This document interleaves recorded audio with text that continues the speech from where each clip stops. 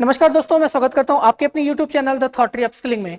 दोस्तों, आज का जो हमारा वीडियो है वह है निफ्टी के टेक्निकल एनालिसिस के बारे में। दोस्तों, आज के इस वीडियो में हम ना केवल निफ्टी का वीकली, डेली और आज पूरे दिन में निफ्टी ने किस तरीके से बिहेव किया इसको एनालाइज करने की कोशिश करेंगे।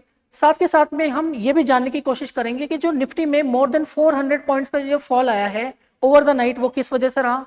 साथ के साथ में सेंसेक्स में ये जो 1000 पॉइंट्स का फॉल आया है उसके पीछे रीजंस क्या रहे। तो दोस्तों, अगर आपने अभी तक हमारे YouTube चैनल को सब्सक्राइब नहीं किया है तो सब्सक्राइब कर लीजिए और नोटिफिकेशन में बेल आइकन को जाके प्रेस कर दीजिए जिससे कि आने वाले वीडियोस की नोटिफिकेशन आपको मिल सके। दोस्तों, जैसा कि आप लोग जानते हैं कि जो ये इन्फ्लेशन है, इन्फ्लेशन न केवल इंडिया में बल्कि वर्ल्ड वाइड एक कंसर्न बना हुआ है। इंडिया में अगर आप देखेंगे तो पिछले दिनों में इन्फ्लेशन के डेटा आए हैं जो कि अभी तक के सबसे हाईएस्ट नंबर्स हैं। साथ के साथ में जो यूएस का जो डेटा आया है जिसकी वजह से कल यूएस के मार्केट में मोर देन 4% का फॉल देखने को मिला। और साथ के साथ में जहां वहां की जो कुछ कंपनीज थी उनमें उन कंपनियों से मार्जिन के प्रेशर भी देखने को मिले हैं। उन सेंटीमेंट्स की वजह से पूरे वर्ल्ड वाइड एक हर मार्केट में सेलिंग देखने को मिली है। उसी के रीजन से आज जो हमारा मार्केट है उसमें मोर देन 4% निफ्टी में और सेंसेक्स में 1000 पॉइंट्स की गिरावट देखने को मिली है। तो दोस्तों, आइए शुरू करते हैं और देखते हैं कि निफ्टी का जो टेक्निकल एनालिसिस है वो आने वाले दिनों में एक क्या फोरकास्टिंग दिखाता है और साथ के साथ में पूरे दिन में बाजार में आज किस तरह की एक्टिविटी रही उसको जानने की कोशिश करेंगे। तो आइए दोस्तों शुरू करते हैं। दोस्तों, जैसे कि आप लोग यहाँ देख सकते हैं कि मैंने यहाँ पे निफ्टी का हीट मैप लगाया हुआ है।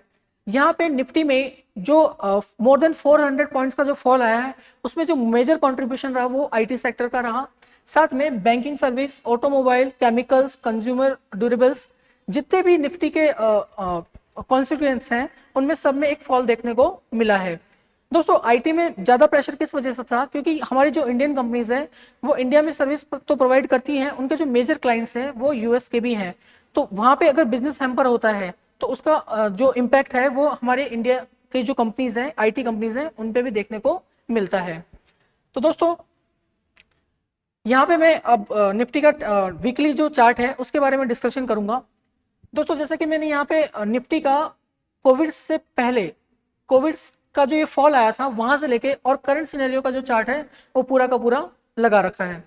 दोस्तों, जैसा कि आप देखेंगे कोविड के फॉल के बाद में निफ्टी का ये जो अप ट्रेंड मूव है वो कंटिन्यूसली रहा ऑलमोस्ट अक्टूबर तक। अक्टूबर 2021 में निफ्टी ने अपना लाइफ टाइम हाई बनाया। उसके बाद में अगर आप ऑब्जर्व करेंगे तो हमारे इंडिया में कहीं ना कहीं महंगाई को दिखाया नहीं जा रहा था, बट ओवर द अगर आप बैक उसमें चेक करेंगे तो महंगाई कंटिन्यूस बेसिस में उस टाइम भी क्या हो रही थी, इंक्रीज हो रही थी। उसके बाद में दोस्तों निफ्टी का ये जो हाई पॉइंट था उसके बाद में निफ्टी में एक डाउन ट्रेंड की शुरुआत हुई। उसके बाद में निफ्टी ने कंटिन्यूसली अपने आप को एक डाउन ट्रेंड में रखा है।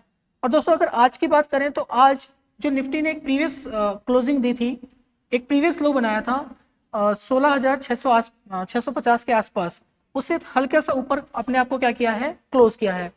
तो दोस्तों, यहाँ पे ये क्रिटिकल लेवल है। अगर निफ्टी में वीकली टाइम फ्रेम में 16,650 के नीचे अगर वो लेवल ब्रेक होते हैं तो आने वाले दिनों में ये जो फॉल है वो 15,000 तक के लेवल तक भी देखने को मिल सकता है।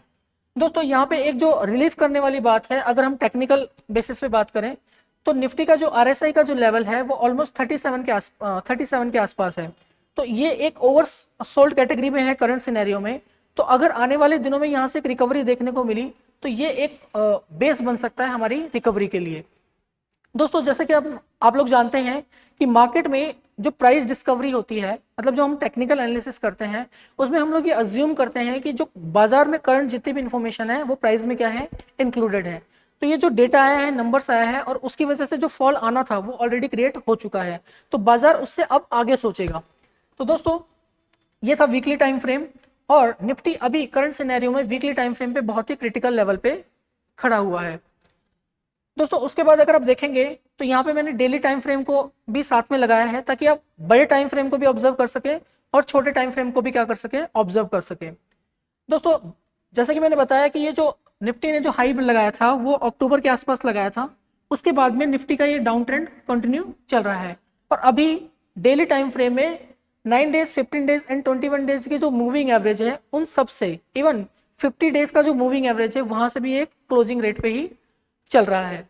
उसके बाद में निफ्टी के जो पिछले दिनों के जो लोस थे, आज निफ्टी उन लेवल्स को ब्रेक नहीं कर पाया है, तो ये भी एक हमारे लिए क्या है, पॉजिटिव साइंस है।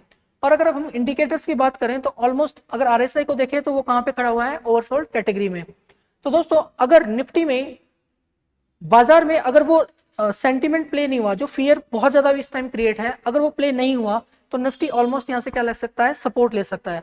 और निफ्टी ने जो 16,650 के लेवल्स को अगर ब्रेक किया तो यहां से निफ्टी में एक और ज्यादा फॉल देखने को मिल सकता है। दोस्तों उसके बाद में निफ्टी में आज गैप डाउन ओपनिंग हुई। गैप डाउन ओपनिंग होने के बाद में जो निफ्टी का जो ओपनिंग प्राइस था, वहां पे निफ्टी ने उस लेवल को आज पूरे दिन में ब्रेक ही नहीं किया। उसके बाद में बाजार अपने आप को एक छोटी छोटी रेंज में क्या करता रहा, पूरे दिन मूव करता रहा, वो भी एक डाउन ट्रेंड में।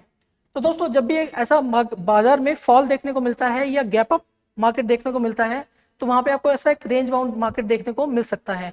साथ के साथ में दोस्तों आज निफ्टी की एक्सपायरी भी थी, तो कहीं ना कहीं जो कॉन्ट्रैक्ट्स होते हैं वो भी मैनेज होते हैं, तो उसकी वजह से भी बाजार में एक रेंज बाउंड सिनेरियो बना रहा। दोस्तों उसके बाद अगर आप देखेंगे, जैसा कि मैंने आपको बताया, निफ्टी में जो मेजर फॉल का रीजन था वो आईटी सेक्टर्स थे, जिसमें आप देखेंगे तो विप्रो में ऑलमोस्ट 6% के आसपास गिरावट है। HCL tech, Infosys, TCS almost more than 5% इन सभी में सेलिंग देखने को मिली है। आईटीसी के जो नंबर्स थे वो काफी अच्छे थे, तो आईटीसी में एक यहाँ पे पॉजिटिव बाइंग देखने को मिली है, और डॉक्टर रेड्डी, आईटीसी, इनमें थोड़ी पॉजिटिव बाइंग हुई है।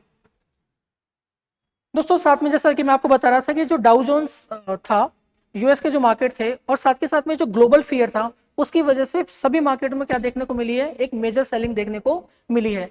तो जैसा कि आप देख सकते हैं डाउ जोन्स, एसएनपी, नेस्डेक और बाकी सब जितने भी मार्केट्स हैं वो ऑलमोस्ट सारे क्या हैं, रेड में हैं। तो दोस्तों बाजार में एक टेक्निकल व्यू ही नहीं होता है, यहाँ पे बाजार में जो बाजार को प्ले करते हैं वो बहुत सारे पॉइंट्स होते हैं, जैसे कि डेटा होते हैं, कई नंबर्स होते हैं, तो एक सिंगल पॉइंट नहीं होता जिसके बेसिस पे आप पूरा का पूरा बाजार का क्या निकाल सकते हैं, ओवरव्यू निकाल सकते हैं।